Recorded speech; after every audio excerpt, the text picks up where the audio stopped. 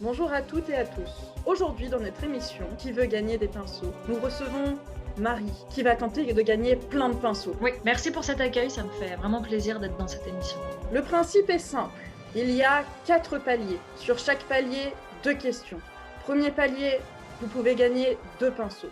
Deuxième palier, vous pouvez gagner 4 pinceaux. Troisième palier, 6. 4, 12. Ça fait un total de 24 pinceaux. Comme les questions deviennent de plus en plus dures, vous avez le droit à 2 jokers. Le premier joker, c'est l'appel à un ami, et le deuxième, c'est le 50-50. Avez-vous bien compris ? Oui, j'ai bien compris. Bien. Nous pouvons commencer avec le premier palier. 2 questions, 2 pinceaux. Première question. Quel est l'élément que l'on retrouve principalement dans le land art ? A. Le béton. B. La nature. C. Les landes. D. Des portraits. Bon, alors je connais pas mal le land art, donc je pense pouvoir dire sans me tromper que c'est la nature. Surtout qu'il me semble que land, ça veut dire terre. Donc je vais vous dire la réponse B, la nature. Bravo ! Effectivement, le land art est une tendance de l'art contemporain utilisant le cadre et les matériaux de la nature, bois, terre, pierre, sable, etc. Le plus souvent, les œuvres sont à l'extérieur, exposées aux éléments et soumises à l'érosion naturelle. Ainsi, certaines ont disparu et il ne reste que leurs souvenirs photographiques. Prête pour la deuxième question ? Je suis prête. Robert Smithson a réalisé une œuvre monumentale sur le Grand Lac Salé aux États-Unis. Quelle forme géométrique cette œuvre représente-t-elle ? A. Un losange. B. Un carré. C. Un trapèze. D. Une spirale. Alors, Robert Smithson, c'est un artiste que j'aime beaucoup. Et cette œuvre, donc je pense que c'est son œuvre la plus connue. Je crois que c'est une grande spirale sur le lac qui est faite avec de la terre, de la boue et tout. Je crois qu'elle a été faite dans les années 70. Oui, bah voilà, son nom c'est Spiral Jetty. Donc je pense que c'est une spirale. Du coup, la réponse D, Marion. Est-ce votre dernier mot, Marie ? C'est mon dernier mot, Marion. Une spirale. C'est la bonne réponse. Bravo à vous. Vous avez remporté ce palier. Vous gagnez 2 pinceaux. Super. Merci. Êtes-vous prête pour le deuxième palier ?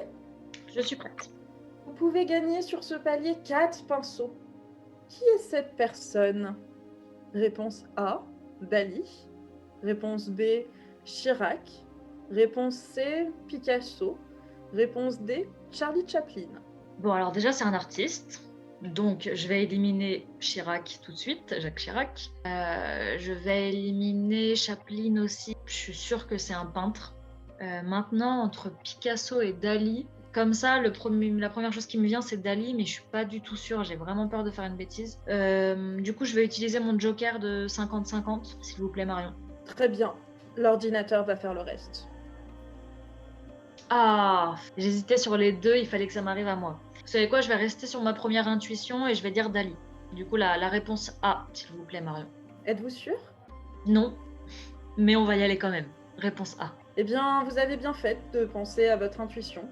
C'est bien Salvador Dali. Salvador Dali, qui est né à Figueras en 1904 et est mort dans la même ville en 1989. Il est considéré comme l'un des principaux représentants du surréalisme et l'un des plus célèbres peintres du XXe siècle. Enchaînons tout de suite sur la deuxième question. Ok. Quand a commencé la période du surréalisme ? Réponse A, pendant la guerre. B, en 1890. Réponse C, en 1960. D, l'année dernière. Alors, déjà, c'est pas l'année dernière. Après, il y avait 1890. C'est trop vieux, je pense. Je pense vraiment que c'est pendant la guerre, pendant la Première Guerre mondiale, du coup, si je me souviens bien. Du coup, je vais vous dire la réponse A, la Première Guerre mondiale. C'est une bonne réponse. Le surréalisme est né des débris de la guerre de 14-18, dont André Breton est le chef de file. Ce mouvement comprend l'ensemble des procédés de création d'expression, peinture, dessin, musique, cinéma, littérature, utilisant toutes les forces psychiques, automatismes, rêves, inconscients, libérés du contrôle de la raison et en lutte contre les valeurs reçues. Bravo à vous. Merci. Vos 4 pinceaux. Ouais, Prête pour ce troisième palier ? je suis prête. Dans quel mouvement trouve-t-on des formes peintes qui sont simples, colorées et enfantines? A. Art brut. B. Impressionnisme. C. Art naïf. D. Pop art. Je pense que déjà, je vais enlever l'art brut. Ça m'évoque pas quelque chose de coloré.